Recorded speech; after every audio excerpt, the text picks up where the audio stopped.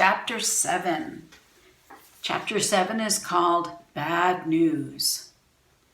Wilbur liked Charlotte better and better each day. Her campaign against insects seemed sensible and useful. Hardly anybody around the farm had a good word to say for a fly. Flies spent their time pestering others. The cows hated them. The horses detested them. The sheep loathed them. Mr. and Mrs. Zuckerman were always complaining about them and putting up screens. Wilbur admired the way Charlotte managed. He was particularly glad that she always put her victim to sleep before eating it. "It's real thoughtful of you to do that, Charlotte," he said. "Yes," she replied in her sweet musical voice. "I always give them an anesthetic so they won't feel pain. It's a little service I throw in." As the days went by, Wilbur grew and grew. He ate 3 big meals a day. He spent long hours lying on his side, half asleep, dreaming pleasant dreams. He enjoyed good health and he gained a lot of weight.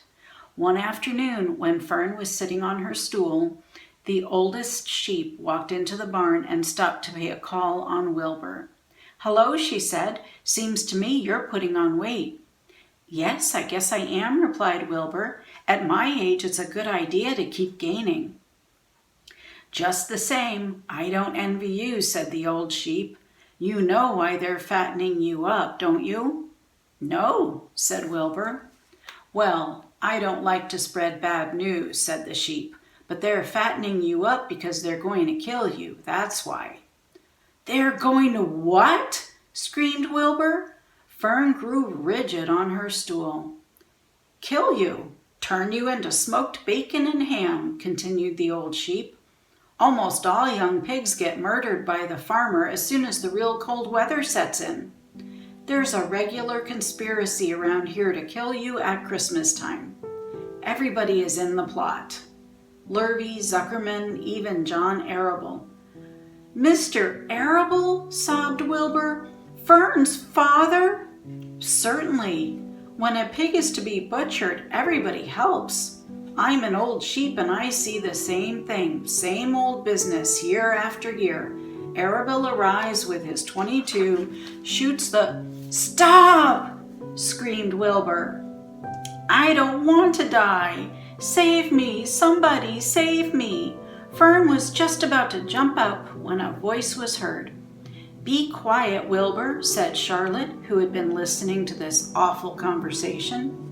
"I can't be quiet," screamed Wilbur, racing up and down. "I don't want to be killed. I don't want to die.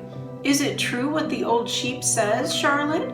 Is it true they are going to kill me when the cold weather comes?"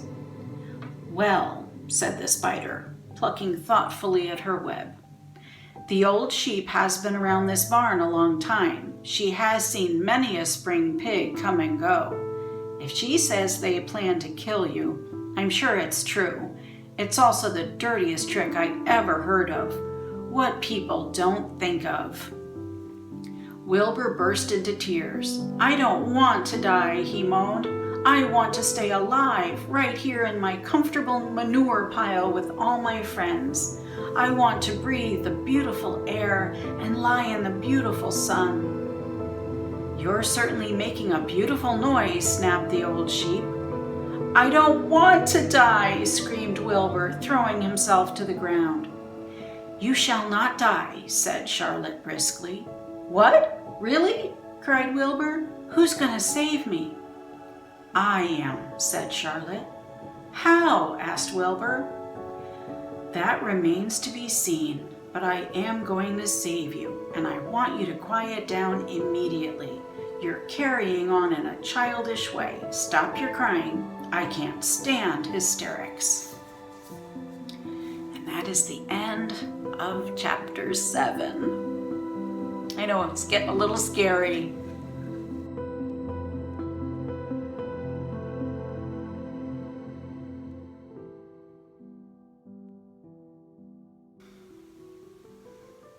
Chapter 8, A Talk at Home. On Sunday morning, Mr. and Mrs. Arable and Fern were sitting at breakfast in the kitchen. Avery had finished and was upstairs looking for his slingshot. "Did you know that Uncle Homer's goslings had hatched?" asked Fern. "How many?" asked Mr. Arable. "7," replied Fern. "There were 8 eggs, but 1 egg didn't hatch, and the goose told Templeton she didn't want it anymore, so he took it away." "The goose did what?" asked Mrs. Arable, gazing at her daughter with a strange, worried look. "Told Templeton she didn't want the egg anymore," repeated Fern. "Who is Templeton?" asked Mrs. Arable. "He's the rat," replied Fern. "None of us like him much." "Who's us?" asked Mr. Arable. "Oh, everybody in the barn cellar. Wilbur and the sheep and the lambs and the goose and the gander and the goslings and Charlotte and me." "Charlotte," said Mrs. Arable. "Who's Charlotte?" "Oh, she's Wilbur's best friend. She's terribly clever." "What does she look like?" asked Mrs. Arable. "Well, said Fern thoughtfully. "She has 8 legs. All spiders do, I guess." "Charlotte is a spider?" asked Fern's mother. Fern nodded. "A big gray one. She has a web across the top of Wilbur's doorway. She catches flies and sucks their blood. Wilbur adores her." "Does he really?" said Mrs. Arable, rather vaguely. She was staring at Fern with a worried expression on her face.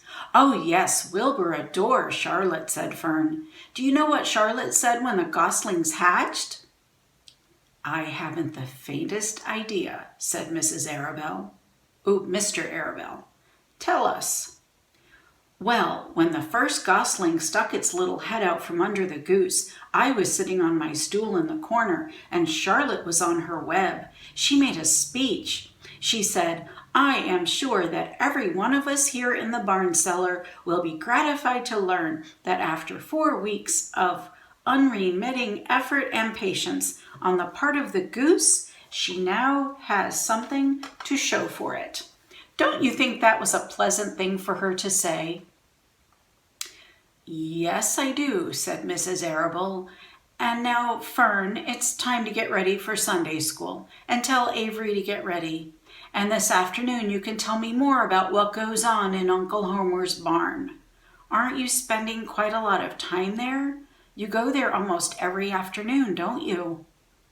"I like it there," replied Fern. She wiped her mouth and ran upstairs.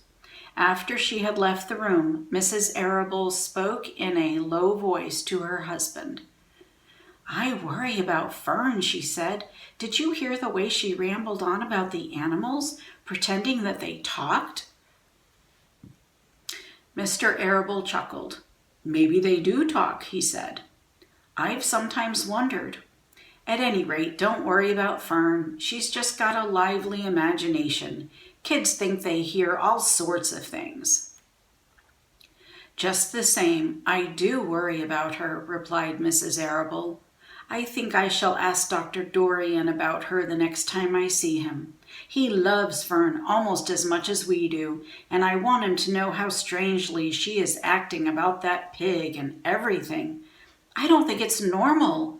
You know perfectly well animals don't talk." Mr. Arable grinned. "Maybe our ears aren't as sharp as Fern's," he said. And that is the end of chapter 8.